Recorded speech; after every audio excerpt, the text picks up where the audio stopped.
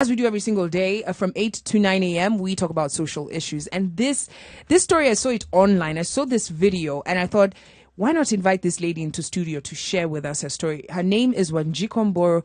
Ladies, listen. What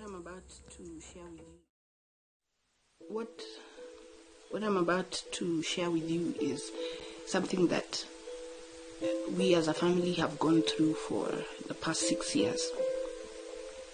And just before I start with the story, this is a letter that I wrote to, the president, 2017, August 12th. And I wrote, "Dear Mr. President, I'm writing to you, and this is me clutching at straws. I was told not to write to you. Others said I should follow the chain of command, which I did. And after a few attempts to seek audience with the relevant people, we had our first meeting and everyone was happy to see us. Well, that's until we told them why we were really there, and no sooner did they hear what we had to say, there were promises of immediate action. There was, call me first thing in the morning, which I did, and this was the narrative. In hushed tones, I was told, I'm in a meeting. I'll call you later. This went on for a while until they no longer bothered to pick my calls. See, Mr. President, my brother was kidnapped. And it's now 3 years since, and nothing from you or your office. After everything has been said and done, it's been said and nothing done. So this is me hoping, with everything going on, your re-election, Githeri man rising to fame, you will get to read this and bring my brother home. 3 years, I think he's done his time. His children need their father, his wife, a husband, his parents, a son, and me, my brother. I remain in your service. Shiko. Hashtag, bring home my brother. All right, that's a letter by Wanjiku Mburu that she, of course, voiced to the president. When we come back, she will share her personal story and you will get to hear it live from the horse's mouth. Playing reggae like you've never heard before. This is Vibes Radio. And that's Ginger with that Sweet Killer, bringing us to 24 minutes past 8 a.m. We will be giving you an update of the traffic, so don't touch that dial. But right now, of course, we want to get into the conversation with Wanjiku Mburu. Good morning, Wanjiku. Good morning, Kwambox. How are you? I'm good. I'm good this morning. It's good to be here. All right, so we're just going to get right into it. When I saw this video, I think it was 2 weeks ago when you posted it. Right. And, someone shared, I think King Kaka shared it on his page. Okay. And it really captured my attention. So let's just start things off from the beginning. What happened? Right. So in 2014, January 5th, my brother and cousin, first cousin, leave for Mogadishu. They leave for Mogadishu. They're engineers. They install, construct, and maintain petrol stations. Yeah. So they leave, and I have a conversation with my brother just before he goes. Ile kitu tulikuwa tumezoeaga ni either nampeleka airport ama ananikola ananiambia ameland and then tutaongea akirudi. So this particular time I couldn't take him to the airport. So he calls me and tells me, "Yo, sis, me I'm off." I tell him, "Basi ukiland when isitue." And so he does. He tells me when he gets to Mogadishu, and life continues because you really don't picture anything in your mind or think ati anaweza kosa kurudi. Hiyo hata haijai kuwa. So cut to a few days later, he's supposed to come back on the 15th. Then on the 13th, I get a call. I'm out with some friends. It's in the evening around 7. I get a call from my uncle who tells me, "Sheiks, uko?" Ambia, "Niko out, niaje." Then he says, "Kajijo na Masha wamekidnapiwa." Wow. In Mogadishu. So we hata sisikiri really anasema. Ati? Yeah. Says nimekoliwa sahi Kajijo na nini na Masha wamekidnapiwa. At this point I think I'm just screaming, and I just hang up the phone and call my dad immediately and ask, Daddy, what's going on? And says hata mimi nimepata the same information. So that's just the way it is. Jaribu kuangalia kwa internet, what can you find? Yeah. Because that's where initially the story broke on the internet media ya huko Mogadishu. So wait, so the when your brother was kidnapped, the media, the kidnappers let the media know. Yes, that they had kidnapped this guys. That they had kidnapped. I think it's maybe something that happens. Yeah. I imagine. Yeah. So they are just on the radio. Yeah. It's like a market. I don't know. Anyway, so the following day I go home. I wasn't living at home at that point. I go home, and so the nightmare begins. And you're never ready. You don't know where to go. Yeah, because so first things first, your brother and your cousin were together. Were they the only ones who were kidnapped? Yes, they were the only ones kidnapped at that point. And then so later on is when we come to know that it was a business rivalry. Yeah. It wasn't Al-Shabaab, but militias. Okay. So now we try to get in touch with the employer to now, understand what's going on. And that has been our story every single day. Just trying. And initially, of course, again, you don't know. Yeah. And you will get brokers, you will get people who come and say, we can help you. Tunajua. Yeah. Tupatia 100,000. Wow. And we did. Tulianguka hapo mara kadhaa. Yeah. And it got to a point because we are desperate. Yeah. We were really desperate. And one thing from the onset that we were told from the government is to keep quiet about it. Wow. So just to will it back, at this point, had the kidnappers let you guys know what they wanted?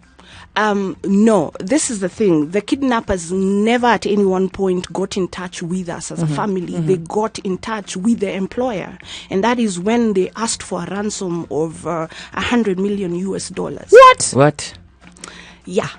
and for your brother and your cousin, was it their first time in Mogadishu? No, this wasn't the first time. They had been there.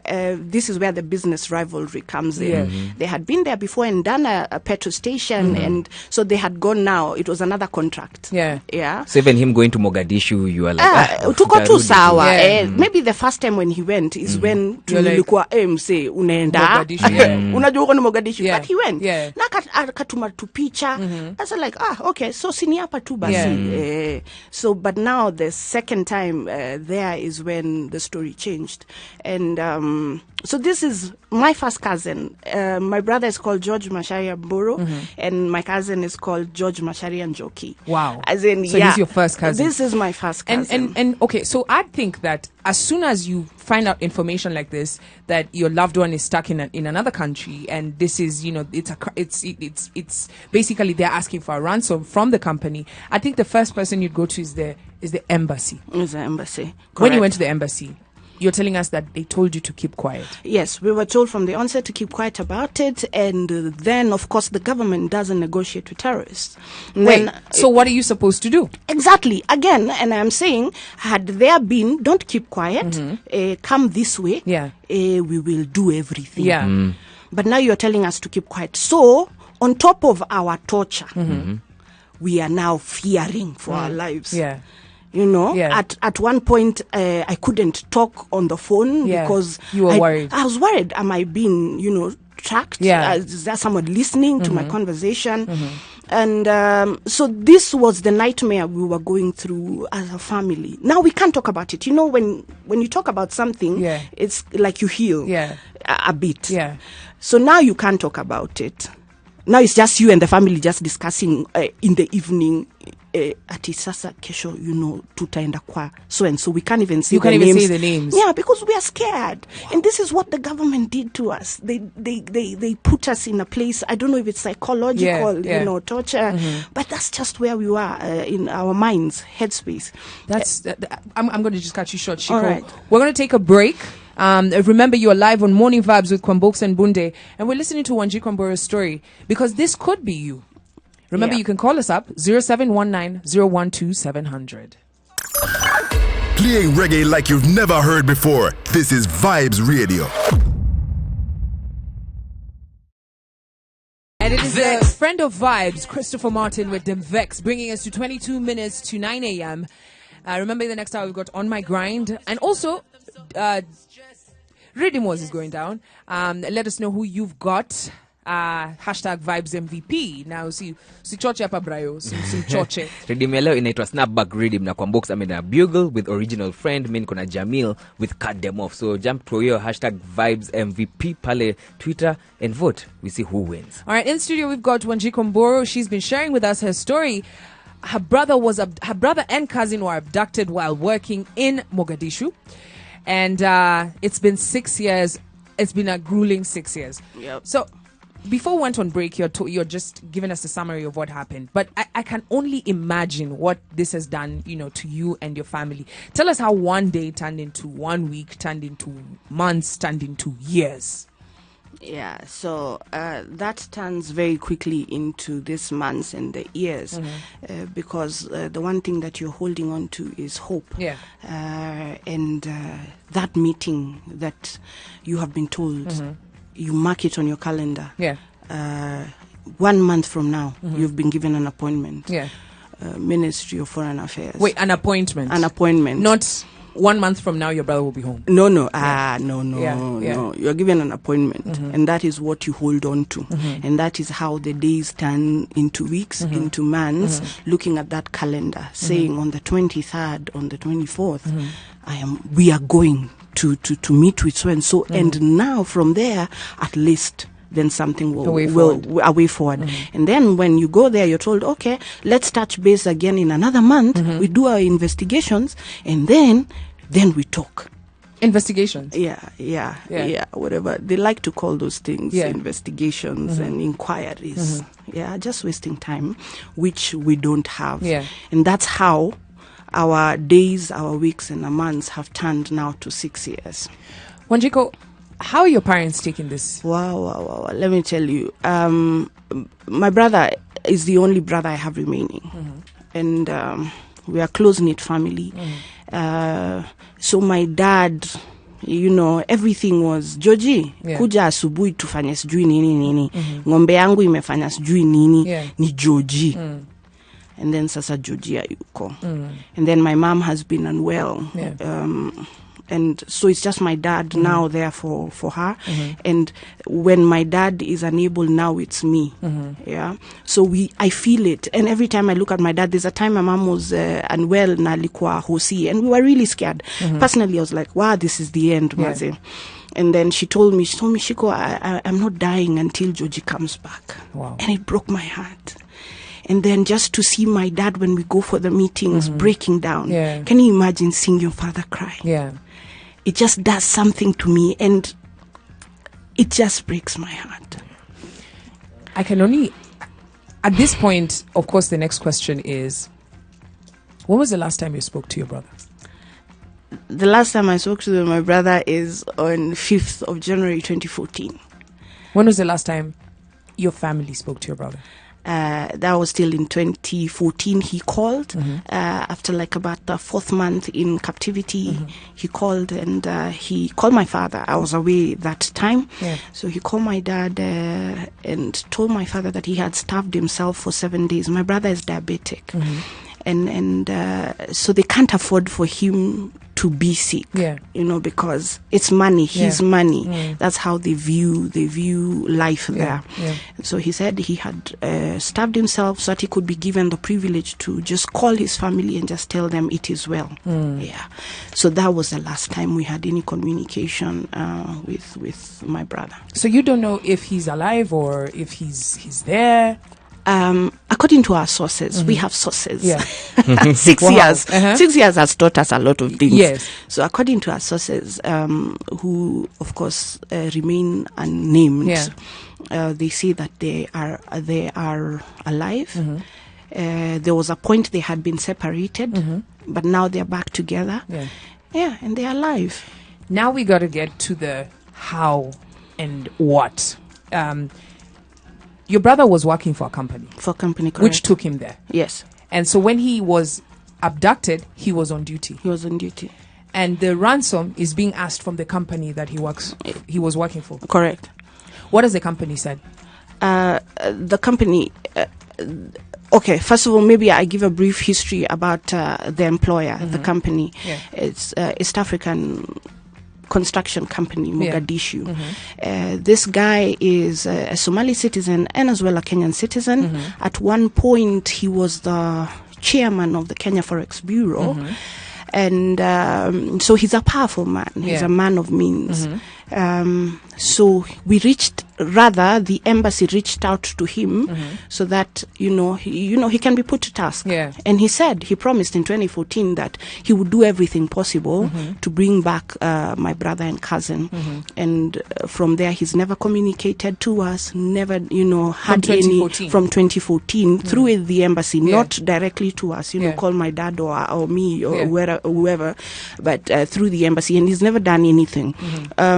So the reason maybe Kwambox, you're wondering why I decided to do this Yeah. to come out Yeah. after 6 years and also just conquer my fear. Yeah.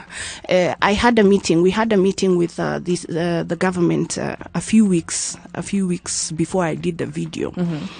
And in the conversation, of course, there's nothing new that comes up. It's Yeah. just that, the government is doing everything they Yeah. can, to make sure that they come back safely. Do you feel like they've been doing Zero. I don't feel like, because actions speak louder than words, isn't it? Yeah. There would have been something other than these meetings Yeah. that we always go to. Do they show you, like, we've sent people, this is No. how we managed to get the information? No, Yeah. no. It's always very brief, actually. 5 minutes. You would And think. this is a meeting you've been waiting for a month. Yes, just 5 minutes, and you'd not even sit down. But this particular one, we sat down for about an hour. And this point, I really spoke. Yeah. I actually thought I was going to be put in jail. I really spoke my heart, and I said, this is unfair. And the reason why I decided to do this video is because there are 2 Cuban doctors abducted in Mogadishu Yes. about 6 months before. And the government tells us that the president went to Cuba to console the family, to talk to the family. What? I'm telling you, I died. On that day, I died. Like my everything just turned. I Yeah. snapped. And I remember my dad and our friend who always goes with us for these meetings, my father's friend, Yeah. he just told me, relax. Because I was shaking. Yeah. I couldn't believe. I was like, what the Wait, hell? so you're Why saying do you even tell me this? The president went to condole with Cuban families? Cuban Or families. the doctors who were killed? Yeah, kidnapped. Kidnapped. Yeah. Not even 1 year haijaisha. Yeah. Sisi tumekuwa hapa. Mi nakwambia tuko tu hapa Nairobi. Yeah. Hapa tu Rongai. Kwani hata ndeka ngapi? Unaget? Hakuna kitu tushaifanyiwa. Hata Yeah. basi sema counseling. Yeah. Nakwambia hiki si kitu aujui. You don't know how to deal with this. You need to speak about it. Yeah. How are the children? Like nothing. Does And your then brother have kids? Yeah, he has 3 children. Aged between 6 and 17. Was he married? Yes, he has a wife. How is the wife, how is she dealing? Yeah, how is anybody dealing? To be honest, Yeah. because all of us are in that place of I am feeling what I am feeling. We don't talk about it. I only have this conversation with my father because we are trying to do something now. Before I made the video, I went and asked Dad, let me talk about it. Yeah. Let me just talk about it. And he said, you know what, Shiko, 6 months, Yeah. 6 years, that's ahead. it. Yeah, I mean, what's the worst that can happen? Talk about it. What was your dad's reaction in terms of you decided to use social media as a way to approach this whole situation? He's old school, and through my work, I'm an actor, a producer, so he's been seeing how social media helps, and he's been told by other people, and so he told me, use social media, and we're going into the digital era now, and everybody's on phone and social media. Shiko, we're going to take a break, but I want to ask you a question. Right. If you could tell the president anything, what would it be? I want you to think about that. And when we come back, we want to hear your words. All right. Playing reggae like you've never heard before. This is Vibes Radio. And that's Shaggy with Strength of a Woman. It goes out to all the women who are listening in right now. Shout out to your moms. But most especially shout out to Wanjiku Mburu, man. Your story is one that's still unfolding. But I really admire your strength. I really admire your strength. Before we went on break, we asked you if there's anything that you could tell the president, because you've gone, when we were off break, you told us that you've gone to the highest office when it comes to security. Yeah. You've spoken to all these officials who just tell you, come back next month, we're doing all we can. Yeah. And 6 years have gone by with actually no tangible evidence of action. And the person who's behind this is a very influential, I mean, the one who runs the company is very influential. Right. And so right now, you just have the president who can say something so something gets done. Yeah. What would you like to tell the president? I'd tell him if I met him face to face today, please just help me bring back my brother, because only you can. Of course, God, Mungu mbele, next to God is only you can, because you have the power to put this employer to task and to tell him, because he's a Kenyan citizen, and so that means wewe ni president ya umse na lazima akusikie. So ukisema, imagine atakusikia. Hivyo tu ndio mimi nataka kukushow. So when I hear this story, Wanjiku, I think of all the millions of Kenyans who are out there looking for greener pastures outside of the country. Yeah. We have a lot of Kenyans in South Sudan. We have a lot of Kenyans in the region, the continent, the world. Yeah. So you're basically, if something happens to you outside of the country, like you're kidnapped, say I'm in Nigeria and I'm kidnapped, the government is not going to help. I'm telling you, Kwambox.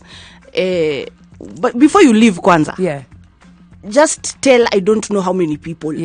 Leave everyone with your contacts, where you're gonna location. Be if you move, tell. You get what I mean? Yeah.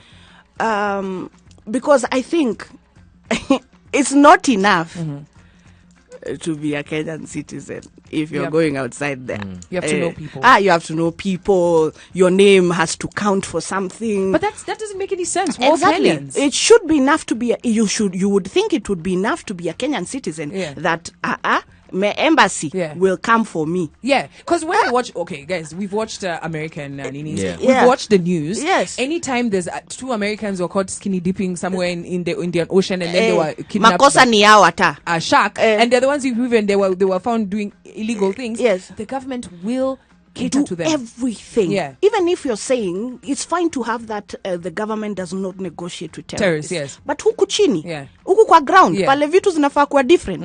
Inakuwa different na ina change kwa maisha yao wasi. Yeah. Because why? They are US citizens. Now, I should proudly be saying that I'm a Kenyan citizen. Now, I don't want to say that.